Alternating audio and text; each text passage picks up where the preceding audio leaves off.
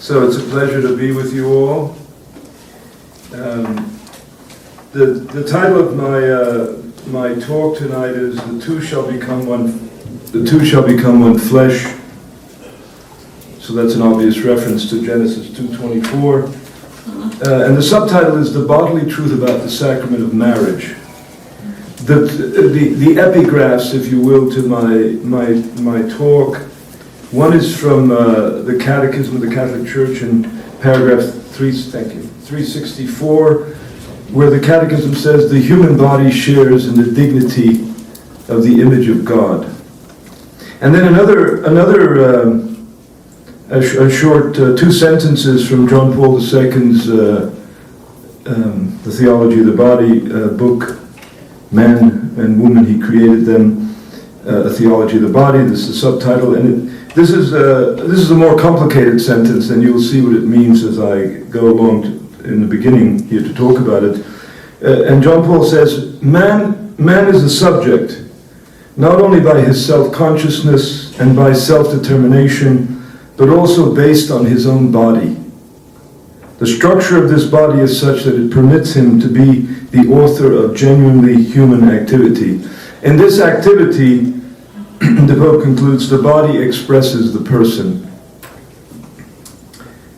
So in August 5th, 2006 interview of Pope Benedict XVI, he was asked by Vatican Radio why he never spoke of same-sex marriage, abortion, or contraception at the recent meeting in Valencia of the World Meeting of Families. And Benedict's answer sets the tone for my lecture tonight. He said, and I quote him, "Christianity, Catholicism," he says, "is not a collection of prohibitions. It is a positive option. We have heard so much about what is not allowed that now it is time to say, we have a positive idea to offer, that man and woman are made for each other, that the scale of sexuality, eros, agape, indicates the level of love, and it is in this way that marriage develops. First of all, as a joyful and blessing-filled encounter between a man and a woman, and then the family, which guarantees continuity among generations," he continues, "and through which generations are reconciled to each other, and even cultures can meet." We find the same tone in the great apostolic exhortation of John Paul II from the Aris Consortio, the 1981 exhortation of the Pope. And he says, "God created man in his own image and likeness, calling him to existence through love. He called him at the same time for love. Love is therefore the fundamental and innate vocation of every human being.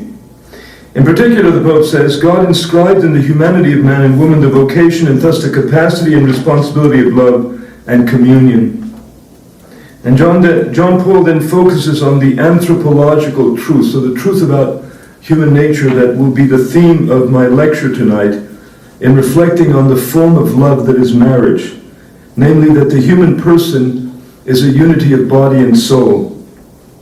And so the Pope says, as an incarnate spirit, that is a soul which expresses itself in a body, and a body informed by an immortal spirit, man is called to love in his unified totality. Love includes the human body, and the body is made a share in spiritual love, he says. End of quote there. In short, the form of love that is marriage is founded through a bodily sexual union of man and woman as one flesh. That's the image that the Bible uses, that the two in one flesh union of a man and a woman. One flesh unity is the body's language for one life unity. This sexual union is not extrinsic to the mutual self-giving love that it signifies or symbolizes. Of course, it is a sign or symbol of that mutual love, but that is precisely what it is in reality, because the human body is part of the personal reality of the human being. A one flesh union, and not an extrinsic instrument of the self. Now, quite obviously, my lectures will necessarily be cursory and limited, as I must leave aside numerous issues as well as the extensive documentation from the current pontificate pontificate of Pope Francis, and the last two, St. John Paul II and Benedict XVI, in order to highlight the essential elements pertinent to the perspective of two in one flesh unity. Each of these popes affirms the moral and sacramental significance of this two in one flesh unity. That is, of the sexually different reality of the man and of the woman. In short, sexual differentiation and the dual unity of the human couple that appears as part of the original character of the image of God and is foundational to the form of love that is marriage. For instance, Pope Francis recently wrote concerning so-called gender theory that, quote, he says, it seeks to cancel out sexual differences because it no longer knows how to confront it. In fact, he said that at the United Nations, if you heard the talk, where he said that there's an absolute limit regarding the real difference, the ontological difference, the difference in nature. So it's grounded in reality between a man and a woman. And here he says the same thing, because it seeks to cancel out sexual difference because it no longer knows how to confront it. Yes, he says, we risk taking a step backwards. Even in the recent encyclical, he says, thinking that we enjoy absolute power over our own bodies turns often subtly into thinking that we enjoy absolute power over creation.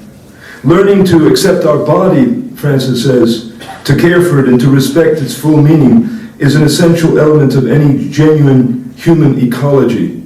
So when he defends in that encyclical an integral ecology, that includes marriage, that includes the culture, family life, and so on. Francis' teaching is in line with John Paul II. The latter held that this two in one flesh unity is constitutive of the form of love that is marriage, which is a communion of persons, man and woman, in being a reciprocal gift for each other.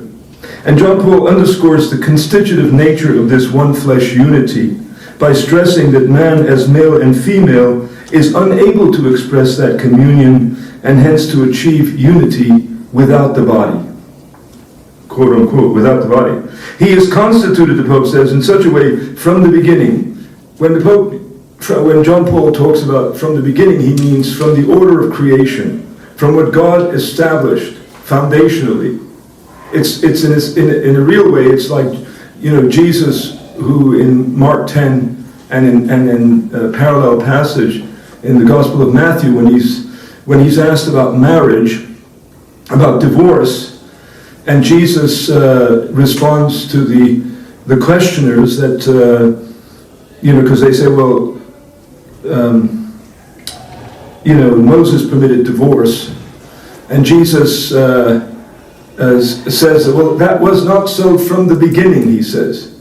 And so he refers us then to Genesis 1:27, God created man in his image, male and female, he created them. And then he refers us to Genesis 2:24. Therefore, in logic, therefore is a conclusion word, Therefore, a man shall leave his mother and father and cleave unto his wife, and the two shall become one flesh. So they are no longer two, but one. So Jesus is there talking, of course, about permanency, the permanence of marriage, but he's also talking about two-ness, that it's a two in one flesh union. But he's also talking about sexual differentiation, about sexual difference being a fundamental prerequisite for the two becoming one flesh. So John Paul says he is constituted in such a way from the beginning, that is, from the creation, from the order of creation, that the deepest words of the Spirit, words of love, gift, and faithfulness, call for an appropriate language of the body. And without this language, they cannot be fully expressed. Again, in other words, one flesh unity is the language of the body for one life unity. And I want to get straight to the problem rightly described by Benedict XVI. He says, marriage is no longer defined as a bond between a man and a woman, but a bond between persons. With this, obviously, Benedict said, the basic idea of marriage as a two in one flesh unity is destroyed, and society from its roots becomes something quite different. The awareness that sexuality, eros, and marriage as a union between a man and a woman go together, he says, and they become one flesh. This knowledge is growing weaker and weaker, Benedict wrote. Every type of bond seems entirely normal. They represent a sort of overall morality of non-discrimination and a form of freedom due to man. So what I want to do, and very briefly, one can take a great deal of time on the first three. I identified three things that has undermined, diminished this knowledge that Benedict talks about, trivializing the human body and sexual differentiation. So three things, very briefly. First, some critics of the normative significance of humanity's sexual difference in creation, as well as after the fall, in redemption, and in the eschaton.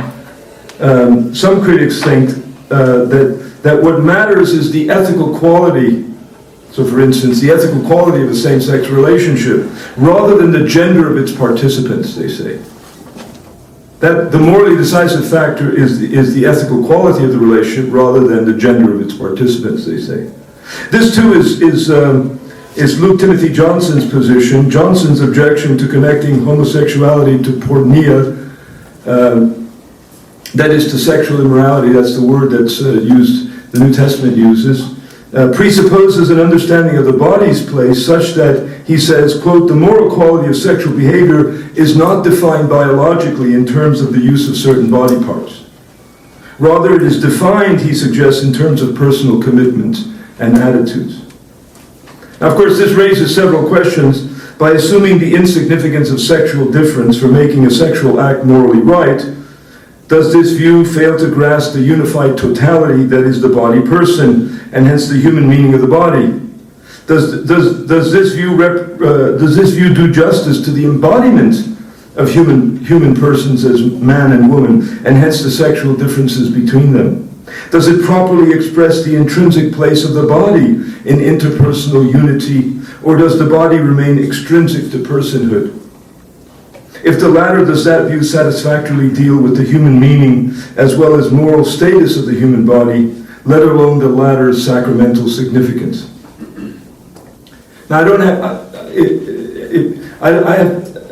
have time to get into a whole discussion of this first point, but I think that's one of the reasons why Benedict is saying our knowledge of this is growing weaker and weaker, and one of the reasons is because we no longer think sexual differentiation has a bearing on the question of, it doesn't have any moral significance. And of course, you can even find people who want to argue that it doesn't have any sacramental significance either. A second reason why there's a diminishing of this knowledge that Benedict talks about follows closely on this second one, and that is, there's no distinctive sexual ethics. There's no distinctive sexual ethics. On the view that sexual differentiation has no bearing on the moral quality of acts, sexual acts, so the body doesn't enter into an understanding of the morality of sexual acts, and that's because that has an implication, and the implication is there's no distinctive sexual ethics. Regarding, for instance, same-sex relationships, is the ethical quality of that relationship, rather than the body gender of its participants, the morally decisive factor? I quote from a Reformed theologian, Jim Olthius, who wrote, that would mean, he says, from a moral viewpoint, that the gender of the lovers in a committed relationship is less germane than we may think. That doesn't mean that anything goes, he says. So in other words, even though there isn't a distinctive sexual ethics, he doesn't say, well, that doesn't mean that anything goes. Rather, moral norms, troth, justice, integrity, mutuality, choice, non-coercive consent, etc., remain clear and undiluted, he says. So, for instance, violence of any kind in sexual relations is condemned. Rape, incest, abuse of children, battering of women or children stand judged. The relevance of this call, the relevance of this kind of understanding of normativity, if you will, he says, that needs no argument. We have clear normative guidelines for everyone regardless of sexual orientation, he says.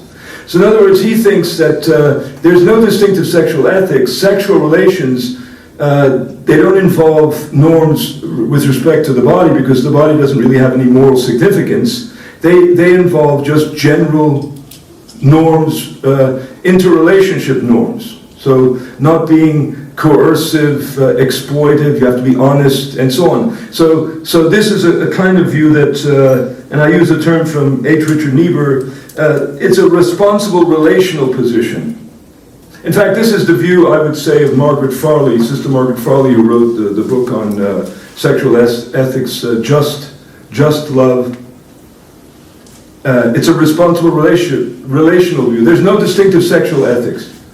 The same moral standards that govern our interaction as human beings governs our sexual relationship. But there's no distinctive sexual ethics. There's nothing distinctive about human sexuality. Norms that prohibit lying, deception, and exploitation are sufficient to render sexual acts morally good. That's how Margaret Farley, as I just said, described the norms for what she calls sexual justice. Refusal to do unjust harm, free consent, mutuality, equality, commitment, fruitfulness, and social justice. But no distinctive sexual ethics. Now, of course, we could spend a lot of time discussing this, we don't have the time. But this raises questions. What is it about sexual acts that make them different from other bodily acts?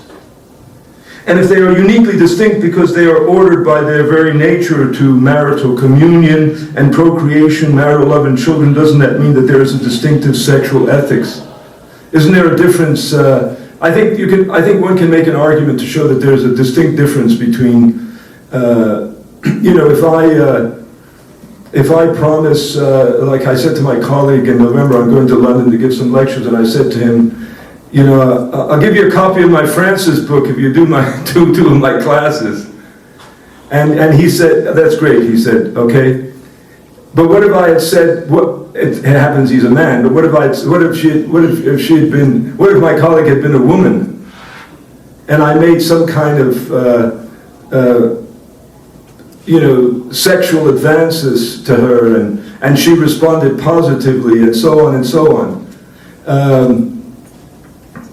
And there was some kind of promise there, sexually, and so on.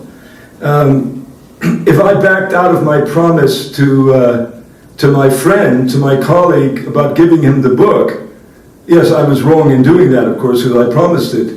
But if I backed out of this promise to my colleague, the female colleague, people wouldn't say to me, "Oh, you did the wrong thing backing out," because they think that you shouldn't have made that promise to begin with, in the first place. So this view assumes that the moral norms that make sexual act morally right are no different than general moral norms governing relationships as such, namely norms that prohibit lying, deception, coercion, exploitation, and so forth. In other words, the responsible relational view, whatever its undeniable merits, surely all interpersonal relationships should be free of deception, non-coercive, and non-exploitative, leave us without a special sexual ethics. Aren't there special moral responsibilities that flow from concern? Here I'm quoting from William May and others who wrote a book called Catholic Sexual Ethics. Aren't there special moral responsibilities, May wrote, that flow from concern for the human goods, the interpersonal unity that is marital communion and its natural fulfillment and procreation, toward which sexuality itself is ordered? You see, on this view, human sexuality is not ordered towards anything.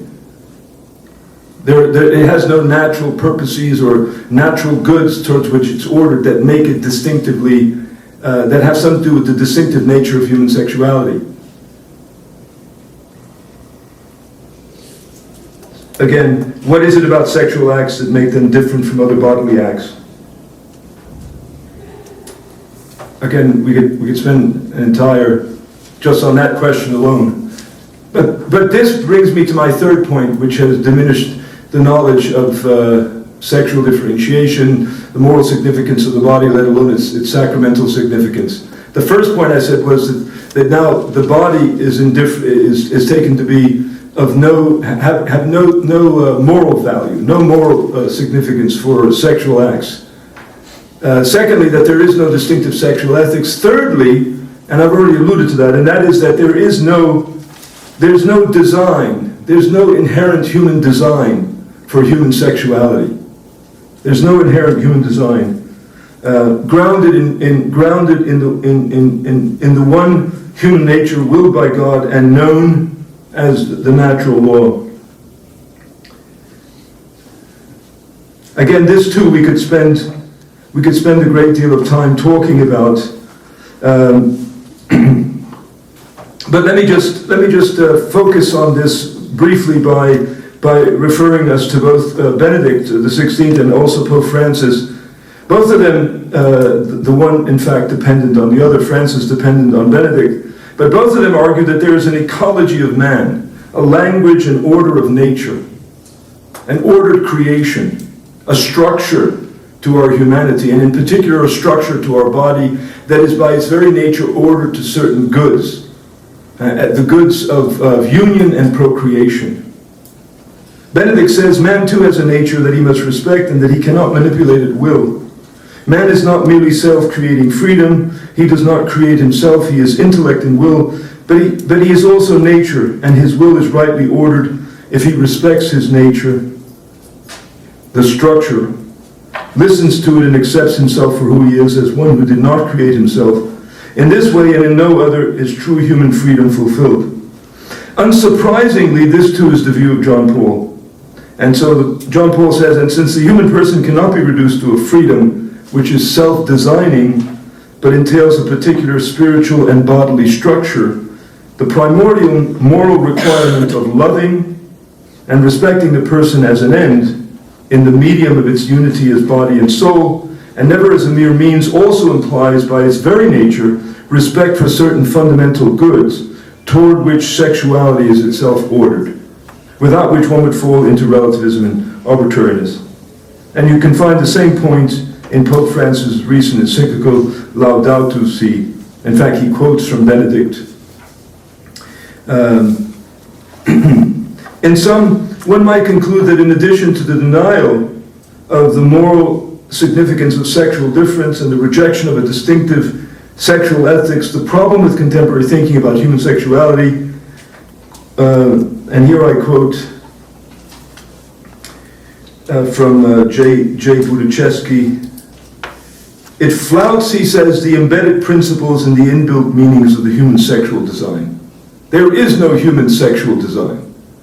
Or as Gaudium et Spes, the Pastoral Constitution on the Modern World, in paragraph 51 puts it, those embedded principles and inbuilt meanings of the human sexual design are objective criteria drawn from the nature of the human person and human action, it says. Now, again, I could go on to discuss all 3 points, and I could go on to develop, and in the article or the lecture I do, but develop how do we defend the notion that there's a human sexual design that's ordered to certain ends. I think that's crucial, but we're going to have to move on from there, because really I want to get to the point of regarding not just the moral significance, but in particular the sacramental significance of the body for marriage. And so, what I'd like to do is just to summarize a kind of a sort of a transitional paragraph to the section on the sacrament of marriage and the bodily truth of the sacrament of marriage. Let me briefly explain how the meanings and ends in the human sexual design are harmonized in the two in one flesh union of a man and a woman. In Alexander Pruss's word, who wrote a book on sexual ethics called One Body, one striking thing he says about intercourse between a man and a woman is that it involves not just a random pair of organs, in the way a finger and an ear would be, but matched and cooperating sets of organs, he says. These organs are matched not simply for geometric reasons, one set fitting with the other, he says. Since an ear and a finger could fit, also, rather the set of organs are functionally matched, he says. They are organs that are working together in intercourse. We can start, so end of quote there, we can start with the unitive meaning of the sexual act and consider how it is connected with the procreative meaning and vice versa. And we would get to the same conclusion. If we start with the procreative purpose and then consider how it is connected with union, we're going to get to the same conclusion. Either approach, in other words, will get us to see that the sexual union of a man and woman actualizes a real biological union, a one-flesh union. A one-flesh union, of course, is a comprehensive notion.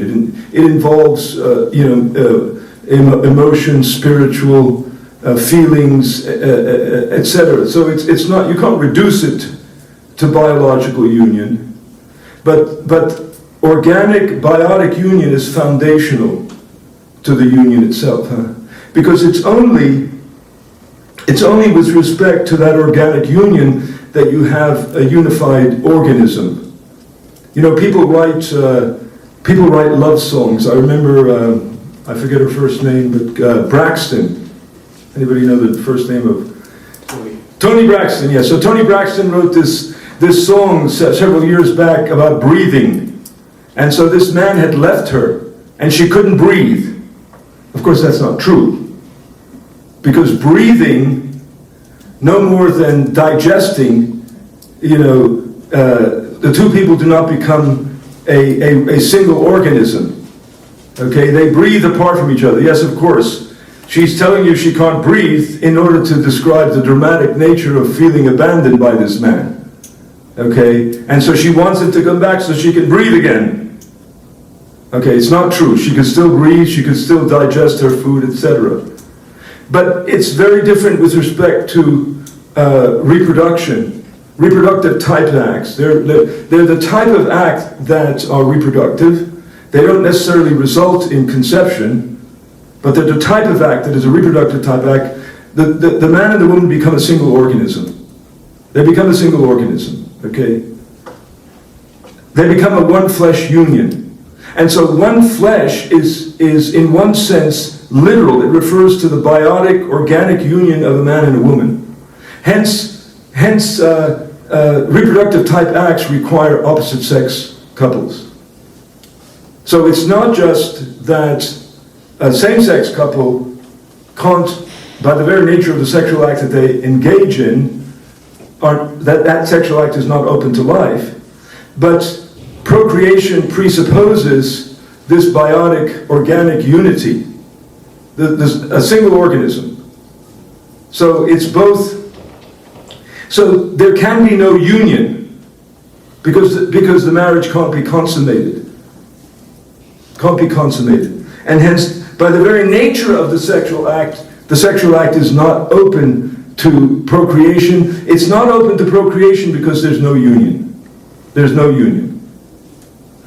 Of course, this is not the case with respect to most human acts, digesting, breathing, for example. For an individual male or female, organisms are complete units insofar as they breathe and insofar as they digest. But respecting reproduction, the male and female are incomplete.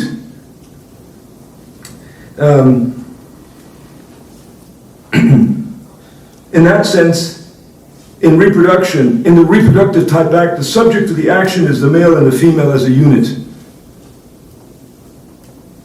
In short, the meaning of union is inseparably bound to the powers which bring it about. We join ourselves by doing what? By an act which is intrinsically open to the possibility of new life, a reproductive type act. Union then characterizes the distinctly mode of human procreation. The union of complementary opposites, male and female, is the only possible realization of their procreative potential. But they have to be united. Unless they come together as one flesh, as a single organism, though with two personalities, procreation doesn't occur, because there's no union. Now, I think, again, all of that requires all kinds of discussion, arguments, etc., etc. But having said that, I want to turn then to provide a context for then talking about the sacrament of marriage. It's very interesting if you look at the Catechism of the Catholic Church, in the second part of the Catechism on the liturgy and the sacraments, when it talks about marriage, it doesn't begin, when it talks about the sacrament of marriage, it doesn't begin with the sacrament. It begins with creation. Marriage is grounded in the order of creation. The original unity of man and woman is grounded in the order of creation. God created it this way. And then from talking about the order of creation, it then goes on to talk about the fall. And it has a section called Marriage in the Regime of Sin. So marriage has been seriously disturbed, savagely wounded by sin, by the fall, by our own personal sin. And only then does it turn to redemption, the order of grace. And then, of course, very significantly, it doesn't regard the sacrament of marriage, the grace that is received through the sacrament of marriage, as a sort of a plus factor, an add-on.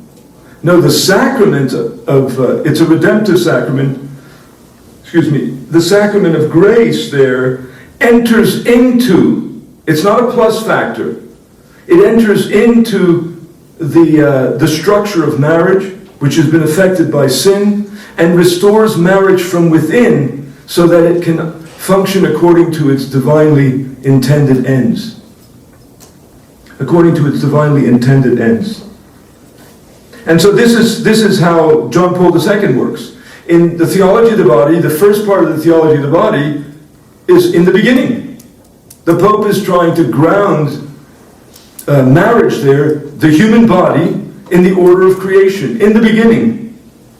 And so he says, and in fact, this is the Catechism as well, when the Catechism says, Jesus came to restore marriage to the purity of its origins. Jesus came to restore the original unity of man and woman. Grace enters into the domain of, within the structure of that created relationship, that ordered relationship, and to properly order it to its ends. So, if you think of John Paul II's theology of the body in terms of creation, fall, and redemption, the first part is about the order of creation. The first part is about the order of creation. And there's a triadic structure there. He talks about original solitude, which refers to man's unique, exclusive, and unrepeatable covenantal relationship with God himself, as well as with being human, as a human person, with the proper subjectivity, he says, that characterizes the person. And that subjectivity, of course, is an embodied one. It's not just consciousness. It's not just self-consciousness. It's not just self-determination. But it's the human person acting in and through his body. The body is personal. The body is personal. That is, as a being that is bodily and in which man's humanity is manifested, the Pope says. And then we have, original solitude is an aspect of that triadic structure. The original unity of man and woman is the other aspect of that triadic structure. God created man man and woman, male and female, he created them, and so on. And so there's this complementary, he created man for woman, woman for man, the Pope says. Genesis says. Jesus says.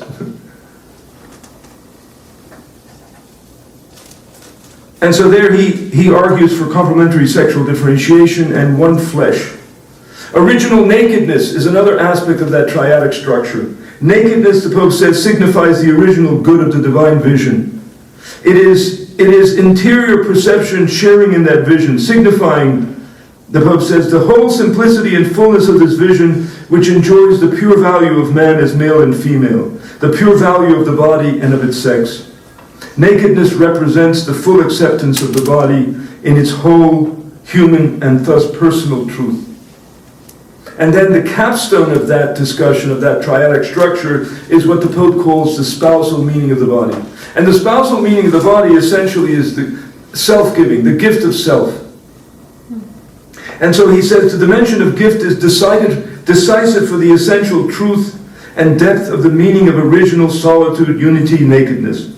It stands also at the very heart of the mystery of creation, which allows us to build the theology of the body from the beginning.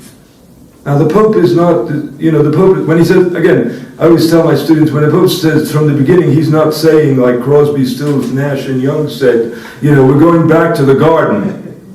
You all know that song. You have to be a certain age. You have to be a certain age, I'm sorry.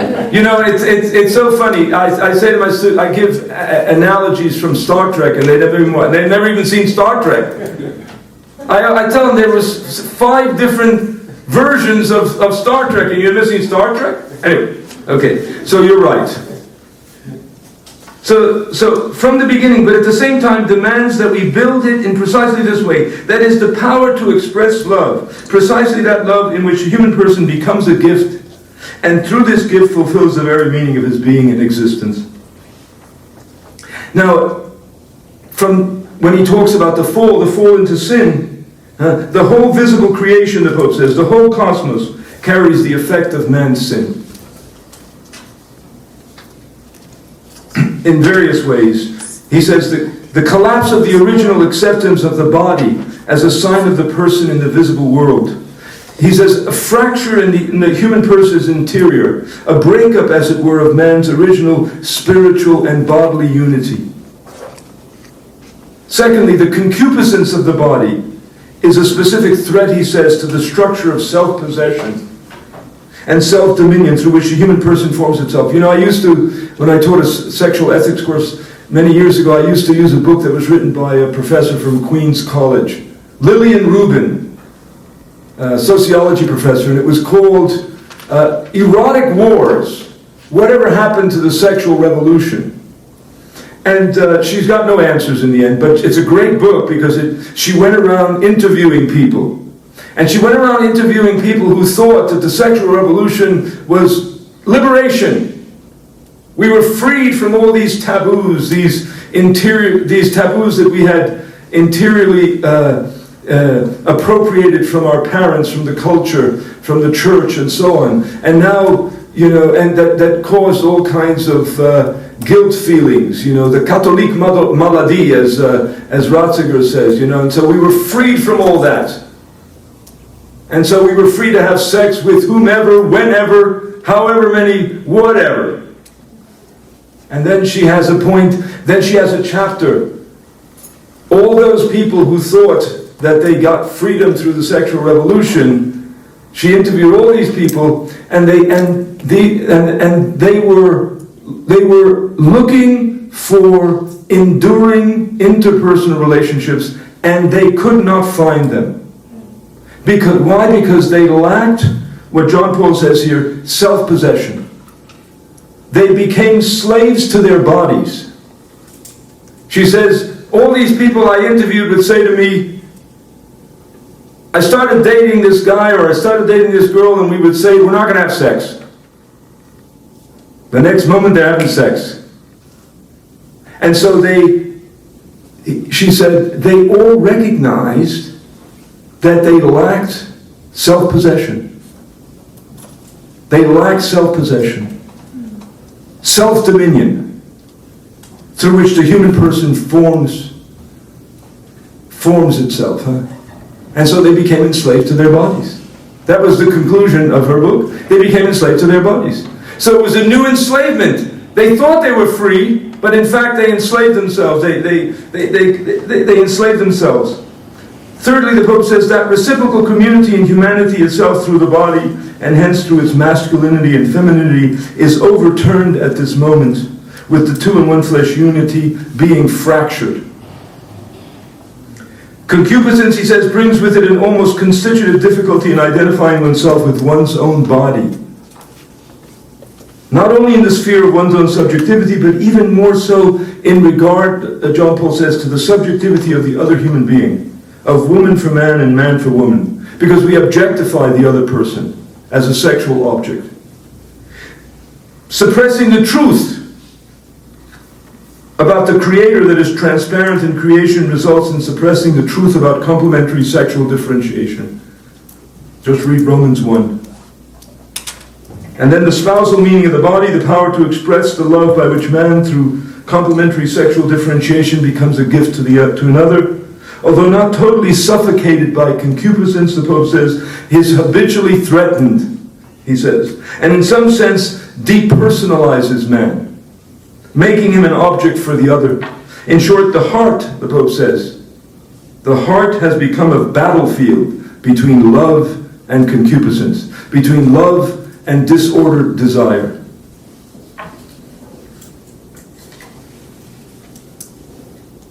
The good news is, John Paul says in Familiaris Consortio, willed by God in the very act of creation, marriage and the family are interiorly ordained to fulfillment in Christ and have need of his graces in order to be healed from the wounds of sin and restored to their beginning, restored to the normative order of creation, that is, to full understanding and the full realization of God's plan.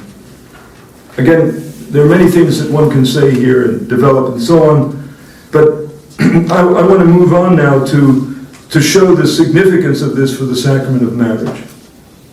There are three fundamental levels that constitute the sacrament of marriage. The sacramental sign, the reality that the sign signifies and produces, and the realization of what is signified and received in the celebration of the sacrament.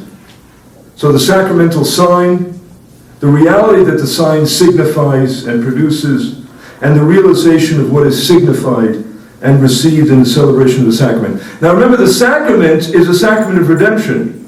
So it's the order of redemption.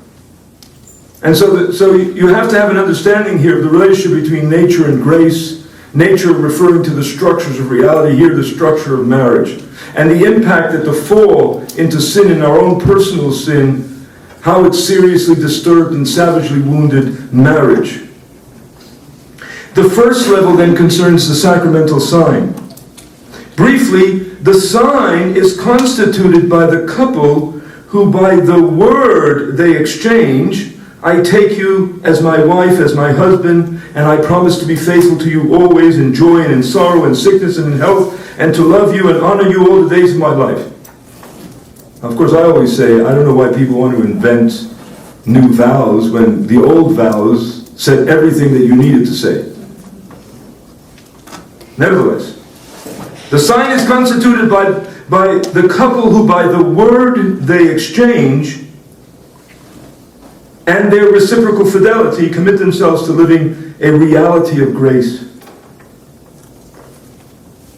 It is the interpersonal, here I'm quoting from the Belgian theologian Edward Schillebeek, it is the interpersonal, specific relationship of these two human beings that become a sacrament in the strict sense of the term, he says. More specifically, it is the specific reality of the couple formed by two baptized persons with all the density of their being human, man and woman, their sexually differentiated bodies, their masculinity and femininity, their love and reciprocal commitment that is transformed into a sacrament, Schillebeek says.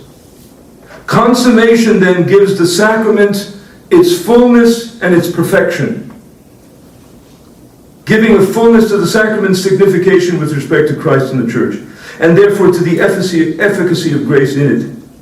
In the context of the liturgy, the exchange of consent constitutes the sacramental sign of marriage, with the community of life and love being its permanent expression, enduring throughout the spouse's life.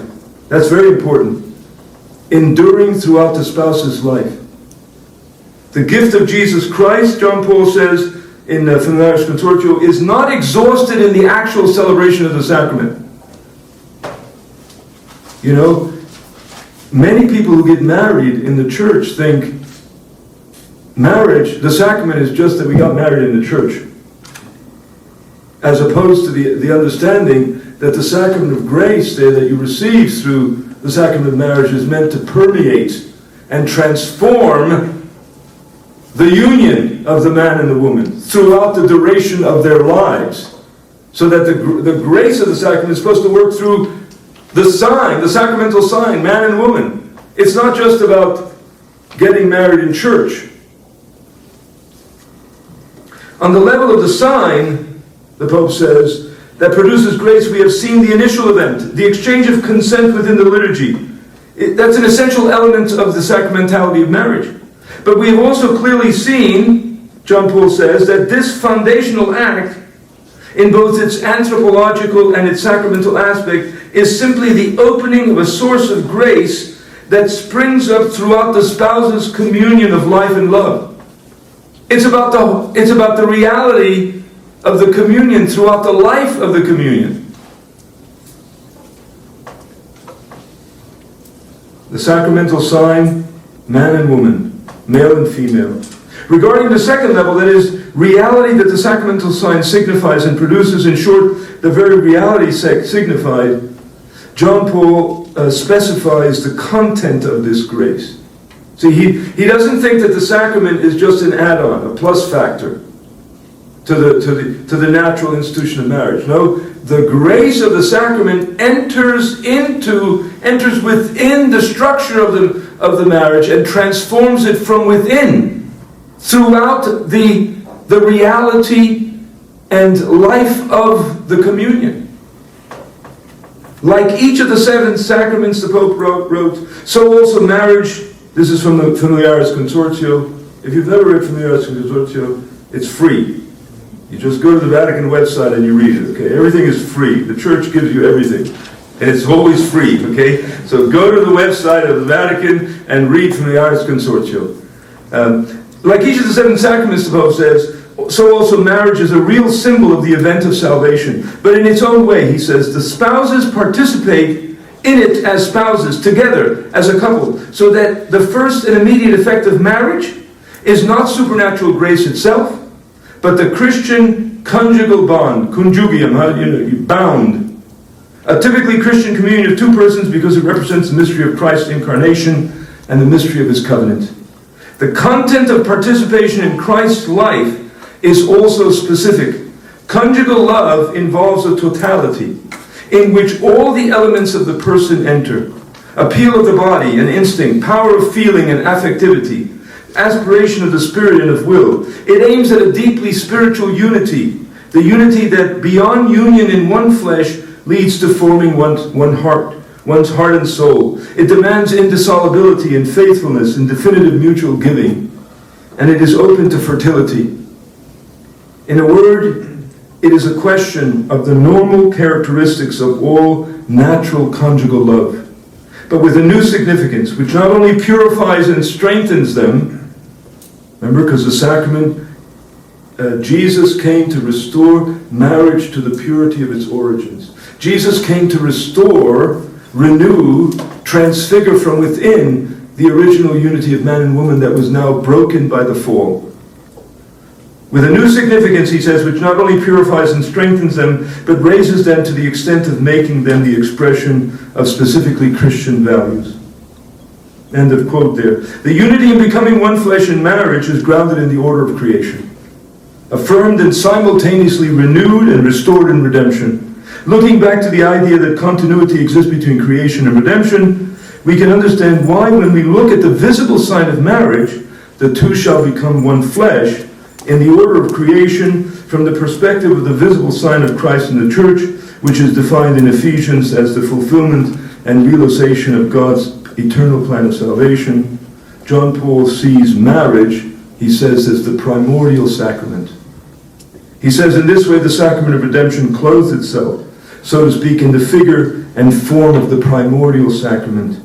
Man's new supernatural endowment with the gift of grace in the sacrament of redemption is also a new realization of the mystery hidden from eternity in God, new in comparison with the consecration, with the sacrament of creation. At this moment, he says, endowment with grace is in some sense a new creation.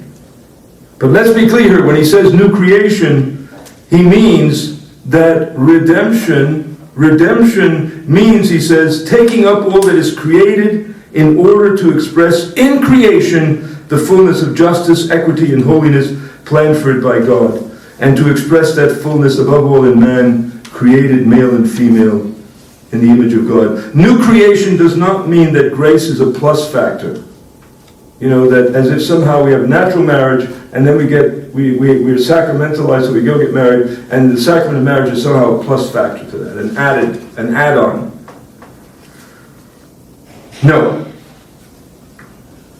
Nature and grace, creation and recreation, the sacrament of creation and redemption are united such that God's grace affirms and simultaneously renews the fallen creation from within its own internal order. And then lastly, that third level, the Pope says, the Pope is saying, in my words here, the realization of what is signified and received in the celebration of the sacrament, it is the participation of conjugal love in the spousal union between Christ and the Church. Because the union between Christ and the Church is always, in the Old Testament, but also in the New Testament, it receives its fulfillment. There's a spousal imagery used.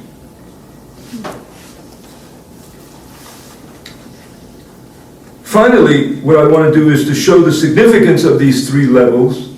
That is, sacramental sign, the reality that the sign signifies and produces, and the realization of what is signified and received in the celebration of the sacrament for the Church's sacramental theology of marriage. And here are just a few passages from John Paul in the third part of the theology of the body. He says, each of the seven sacraments of the Church is characterized by a definite liturgical action constituted by the Word and the specific matter. Thus, he says, in the light of the relation between word and element, so the elements, of course, being sexually differentiated persons, John Paul describes the structure of the sacramental sign. He says, marriage as a sacrament is contracted by means of the word, which is a sacramental sign in virtue of its content. Again, I take you as my wife, etc. However, this sacramental word is of itself, he says, only a sign of the coming to be of marriage. And the coming to be of marriage is distinct from its consummation. So much so that without this consummation, marriage is not yet constituted in its full reality. In fact, the words themselves, I take you as my wife, as my husband, do not only refer to a determinate reality, but they can only be fulfilled by, he uses the Latin, which means conjugal intercourse. This reality, moreover, has been defined from the very beginning by the institution of the Creator.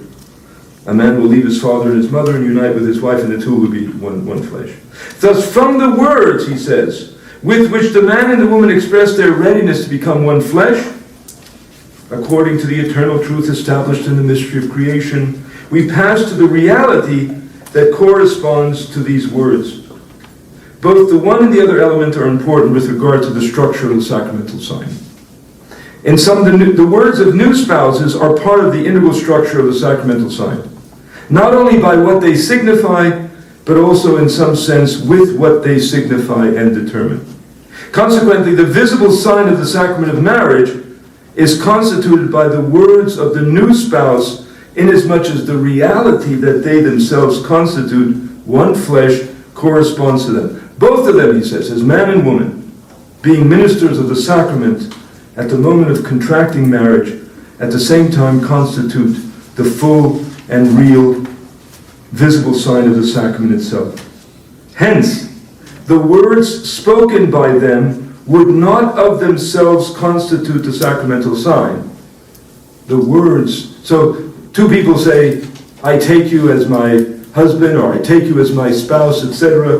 The words by themselves would not constitute the sacramental sign, he says, if the human subjectivity of the engaged man and woman, and at the same time the consciousness of the body linked with the masculinity and femininity of the bride and the bridegroom did not correspond to them.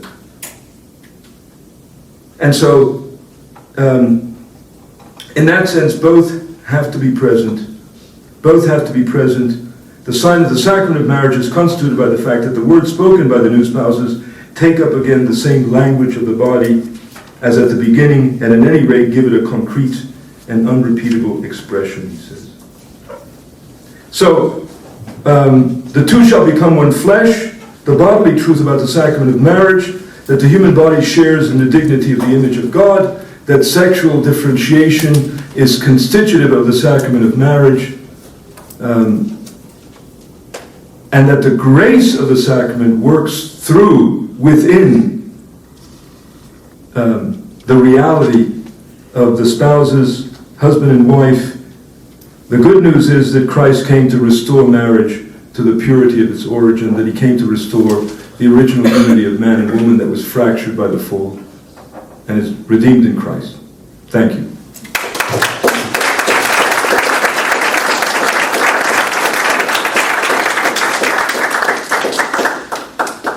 I'd like to thank Professor Echevarria for his very fine lecture tonight, and perhaps we have some questions. I'm sure he'd be happy to take a few questions that you might have. I'll start off by simply saying, you bring out right from the beginning the question of ethicists and moral theologians saying that the body has no meaning in and of itself, and therefore there's nothing distinctive. There are no sexual ethics which are distinctive, precisely because the body itself is not distinctive. So would you say this is simply the question of nature against the Promethean will? In other words, nature cannot be a limiting function. Nature cannot have a delimiting dimension which causes our wills, our Promethean freedom, our sovereign freedom to in some way be obstructed. Is that right? I think that's the. So if those three elements, sexual differentiation, sexual difference has no moral significance, and certainly no sacramental significance for some. Secondly, there's no distinctive sexual ethics. The ethics that govern sexual relationships are just the general ethics of interpersonal relationships, that they shouldn't be exploitive, that they should coercive, you have to be honest, etc., etc. And that is ultimately related to the point that you're making, that there's no design, there's no order to human sexuality, there are no ends to human sexuality. Human freedom is in that sense absolute. It shapes nature. Yes, of course, people say the equipment stays the same, but we live in a culture where people think, they separate sex and gender, and there are many genders, and sex just means your equipment, but that's even irrelevant. I don't mean to make little of that, but the fact is you have people who, even if they have boy parts, they think they're girls, and even if they have girl parts, they think they're boys. And so I think that has something to do with this Promethean will, this absolute will, because there's nothing that limits. The body doesn't limit, because there's no law inscribed in nature, in the structure of reality, because reality, ultimately, we create reality. There's nothing deeper there than what we ourselves have put.